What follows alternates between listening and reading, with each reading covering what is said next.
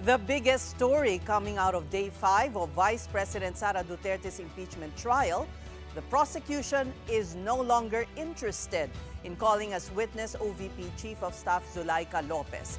This after today's lengthy cross-examination of the defense, which effectively pushed back Lopez's scheduled testimony. And live from the Senate, we have mobile journalist Merimon Reyes joining us. Merimon, how did this development come about?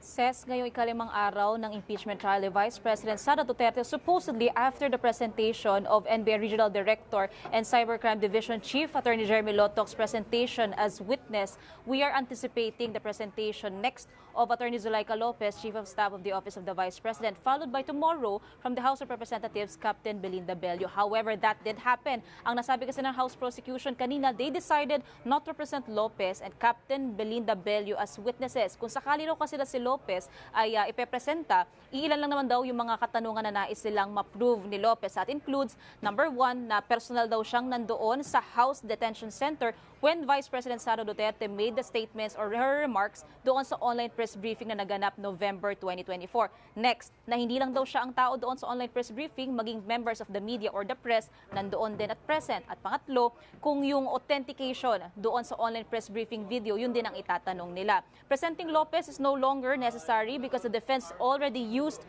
the same video as part of its case. House Private Prosecutor Attorney Lorna Capunan also said the testimonies of Lopez and even Captain Bello were no longer needed. They called them unnecessary and redundant. With the defense using the videos themselves, they had already acknowledged the authenticity and the contents of the said video. And since yung testimony naman daw ni Bello ay para lang makorroborate yung existence ng transfer order na kinakatakot during that time ni Attorney Zulaika Lopez, hindi na rin daw siya ipepresenta. So what will happen tomorrow? Oral argumentation ng prosecution at ng defense panel tungkol doon sa naisipasabina na tax documents, financial records, bank records from the AMLAC, pati from the BIR.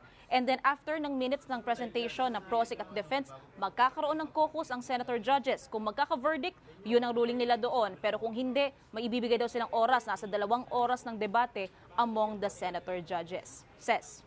Merimon, sinabi ni Attorney Capunan, we know when to stop, and you could almost hear the sigh of relief of the senator judges. Pero mabalik naman tayo sa nangyaring cross-examination kanina ng defense kay NBI BARM Director Jeremy Lotoc. Kamusta ang naging cross kanina?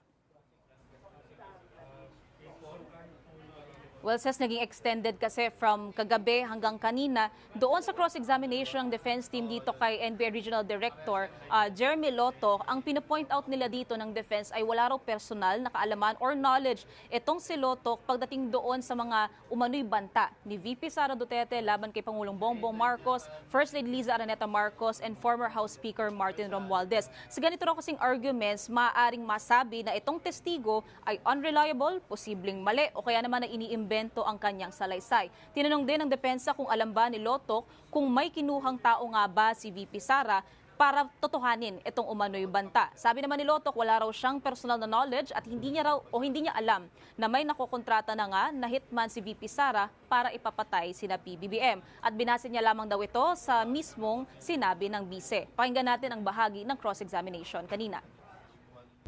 Attorney Lotocc, you're a smart man. Just answer the question. Pwede ko pang i-explain, Your Honor. No, just answer the question, yes or no.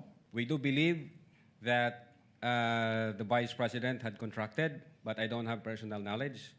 Kung personal knowledge ang gusto niyong malaman. Pero we do believe, based on the evidence that we've gathered and based on our investigation. Thank you for that admission.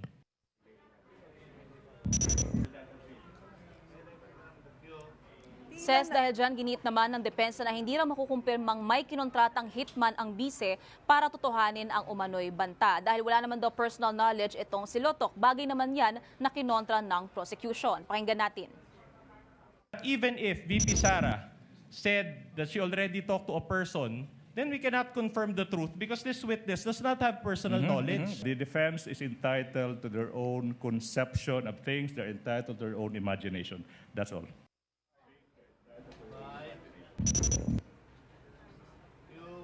Ses, muli namang iginiit ng defense team ni VP Sara na hindi raw maituturing na pagbabanta ang mga binitiwang salita ng bise doon sa online press con noong November 2024.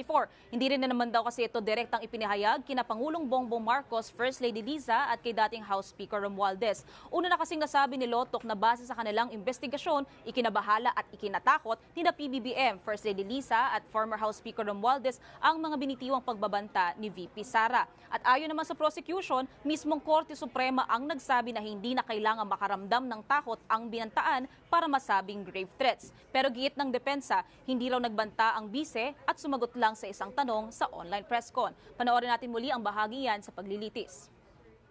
All that needs to be proven is that they were intended by the accused to have that effects.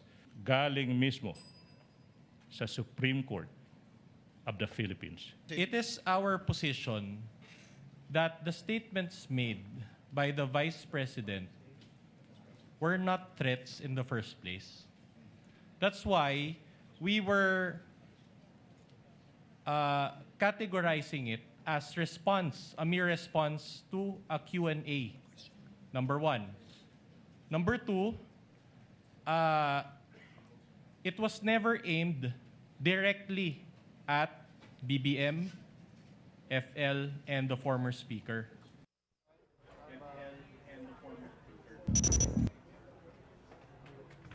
Kalaunan, tumutok naman ang defense doon sa kaso na inciting to sedition ng NBI laban kay VP Sara. Nagpakita ang defense team ng ilang news articles na tila nagpapatunay na hindi naman daw na overthrow o napatalsik sa pwesto si PBBM taliwas sa alegasyong inciting to sedition.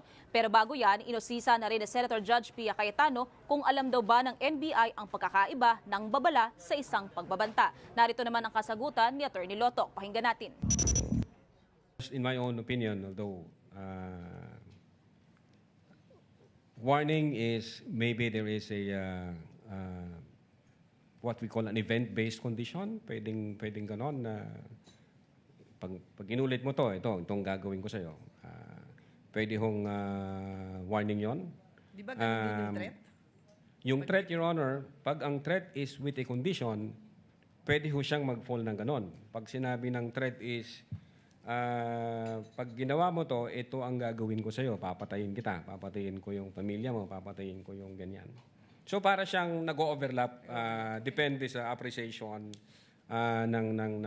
for us ng investigator. Insofar as the NBI Cybercrime Division is concerned, what we did is we established the elements of the grave threats based on the surrounding facts and circumstances.